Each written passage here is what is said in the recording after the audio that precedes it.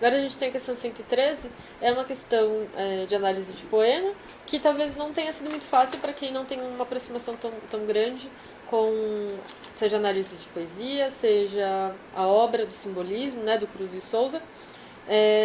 De fato exigia talvez uma leitura um pouco mais atenta do candidato. A gente tem, então, um poema do Cruz de Souza, que é um poeta simbolista do século XIX, e é um dos únicos poetas negros que a gente tem até o século XIX, né, no Brasil, pelo menos do cânone, né, considerado o cânone literário brasileiro. E quando Cruz de Souza, então, ele compôs, a gente ainda estava no período de escravidão no Brasil, né? Então, se a gente consegue relacionar essas informações com algumas leituras do poema, né, com algumas informações bem importantes em relação ao uso reiterado de algumas imagens, a gente percebe qual é a ideia desse poema, né? Mas com certeza, de uma primeira leitura, dava para a gente responder essa questão com muita certeza. Então a gente tem o uso reiterado de várias palavras ligados ao negro, né? A cor escura ou alguma coisa assim. A gente tem o próprio título Vida Obscura, né? Logo no primeiro verso, ninguém sentiu o teu espasmo obscuro. Depois a gente tem, ainda no primeiro estrofe, o mundo para ti foi negro e duro. E depois no próximo verso, atravessaste no silêncio escuro. Né? Então a gente tem esse uso reiterado da mesma imagem. E também em relação a um silêncio, né? Então, atravessaste no silêncio escuro, e depois a gente tem magoado, oculto e aterrador, secreto, né? A gente tem essas duas imagens que são muito fortes e que dá pra gente relacionar com a alternativa A. Sofrimento tácito, né? Ou seja, oculto, diante dos limites impostos pela discriminação. Né? Então, a gente conseguiria entender que no soneto essa percepção traduz né?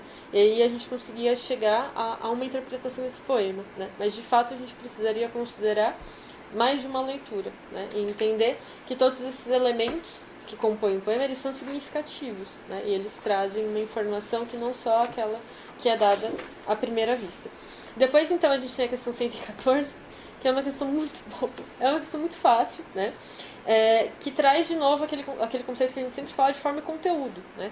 A forma, a maneira como você expressa esse texto e o conteúdo daquilo de que se fala. Né? E a gente tem uma certa inadequação em relação a isso, porque a gente tem um tema que é considerado um tema elevado, é considerado um tema que as pessoas, né, tratam com respeito, que é o nascimento de Jesus. Se qualquer charge, qualquer piadinha que existe em relação a isso, né, as pessoas ficam extremamente ofendidas, porque é considerado um tema elevado. E a linguagem que tem, você consegue ver um menino narrando isso para alguém, né? Então a gente tem de fato um conflito em relação a isso. E aí a pergunta é, na crônica de Veríssimo, a estratégia para gerar o efeito de humor decorre justamente porque o humor ele é criado a partir da quebra de expectativa, né? Você tem uma expectativa e o humor é justamente essa ruptura. Né? Aqui na ruptura, então, ela ocorre na maneira como essa história é contada, que equivale então à alternativa E. Contraste entre o tema abordado e a linguagem utilizada. Né? É a linguagem assim, mais comum possível. Né? É como se eu estivesse contando aqui para o Murilo a história do Mano Jesus. Né? É praticamente isso. Bem, dando sequência, depois de uma questão fácil, uma questão polêmica no Enem, né? Tava demorando. Eu falo polêmica porque desde que nós pegamos a correção para iniciar e caímos nessa questão, nós resolvemos acompanhar também aí as coisas bem sendo feitas nos outros cursinhos. Aqueles cursinhos chatos comerciais. Exatamente, esses que vocês conhecem muito bem. Que não deveriam. Mas assim, o que tem acontecido é que não está havendo, digamos, um consenso de respostas. E quando não há consenso, é sinal que realmente a polêmica está instaurada.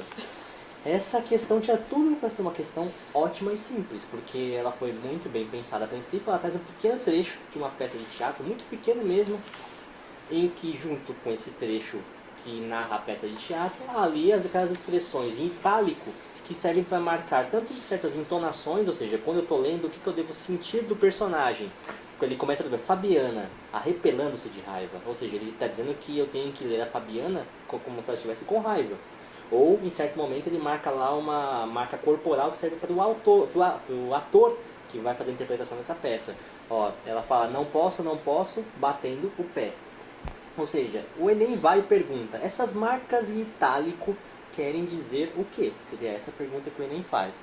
E aonde que o Enem acho que entra na polêmica? Porque ele vai na questão muito da subjetividade. Uma das respostas é aqui, ó, as rubricas em itálico, como as trazidas no trecho de Martins Pena em uma atuação teatral, constituem uma necessidade, porque as encenações precisam ser fiéis às diretrizes do autor. É bastante complicado dizer que essas marcas em itálicos são uma necessidade e precisam ser seguidas porque foram impostas pelo autor da peça. Há uns cursinhos aí que não direi o nome, mas que acreditam que essa seja a resposta. Eu acho bastante equivocado, bastante complicado. Vamos ver aí. A questão B aponta também para... indica possibilidade, porque o texto pode ser mudado assim como outros elementos. Ou seja, o Enem está no campo da subjetividade, que é bastante complicado. Diria até um erro trazer esse tipo de questão dessa forma, né? Porque assim, a gente fala em possibilidade, o autor pode, o ator pode ou não seguir essas marcas em itálico aqui. As alternativas C e E poderiam dizer que são meio desprezíveis. Uma outra que também ficamos aqui a pensar seria a letra D, porque seguindo a estrutura da pergunta do Enem, as rubricas em itálico, como as trazidas no trecho de Martins Penas em uma atuação teatral, constituem uma exigência porque elas determinam as características do texto teatral. Ou seja, essas marcas em itálico não seriam nenhuma necessidade de alguém seguir, nenhuma possibilidade de alguém seguir, mas sim uma marca que é constitutiva de um texto teatral. Todo texto teatral vai ter lá os apontamentos. O ator vai ficar bravo, o ator vai ficar triste, o ator bate o pé, o ator faz tal coisa. Seguir ou não, não está em jogo. Isso que marcaria o próprio gênero. Exatamente, marcaria o gênero do teatro. O que teríamos como opção nessa resposta? É uma ótima questão, né? É uma ótima questão. A gente fica entre a B e a D. A gente fica entre a B e a D, temos que aguardar o gabarito oficial, mas desde já é uma questão polêmica. Os cursinhos eles estão assim, sem nenhum consenso a respeito disso. É sério.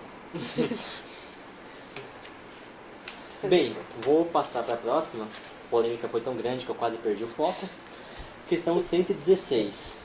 Psicologia de um vencido. Ele traz um poema do Augusto dos Anjos, outro simbolista famoso, né? Pelo menos do nosso cânone nacional. E ele faz parte ali de uma transição ali, né, do momento pré-modernista. Essa questão é uma questão que eu achei bastante complicada, não no sentido de polêmica, mas no sentido que ele exigia realmente do aluno um conhecimento literário, tanto dessa linha que a gente fala, desse traçado, desse pêndulo literário, quanto conseguir entender as questões que o poema apontava. Porque o aluno precisava saber o que vinha antes aí do simbolismo, que era o naturalismo, por exemplo, que aparece uma das alternativas, como saber as marcas do que veio depois, do que foi o modernismo brasileiro. Porque, por exemplo, ele traz o poema da Augusto dos Anjos, e depois fala que aí tem certas marcas aí do pré-modernismo, a temática do soneto e outras coisas, e, por exemplo, numa das alternativas ele pergunta que a forma soneto e o vocabulário requintado, além do ceticismo, antecipam conceitos vigentes no modernismo.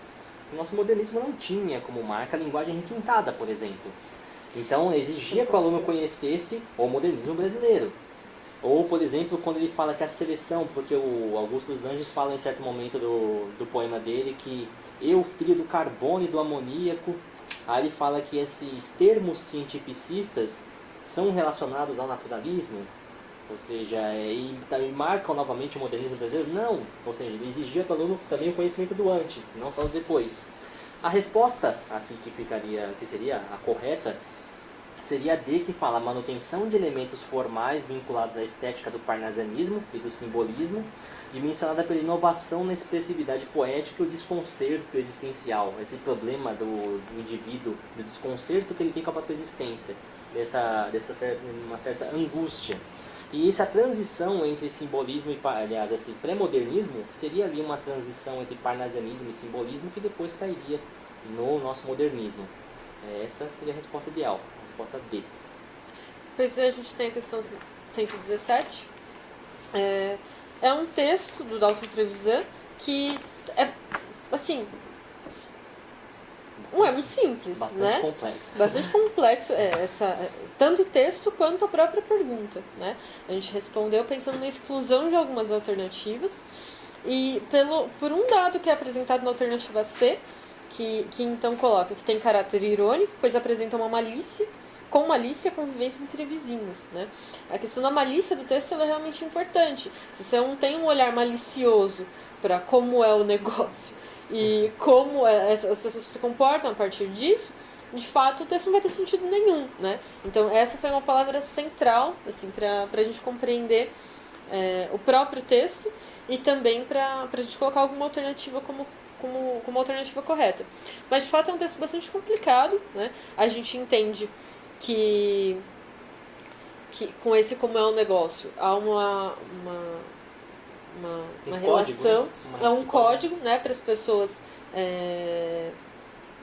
traírem, né, para as mulheres traírem os maridos com um velho Abílio, né? E aí é meio que uma anedota no final, né? Que um jovem percebe o que acontece e ele tenta aplicar, né, o mesmo código. E aí, quando não funciona, ele fala que ele vai contar para todo mundo, né? Mas é uma questão bastante complicada, assim, que não dialoga exatamente com o resto da prova, né?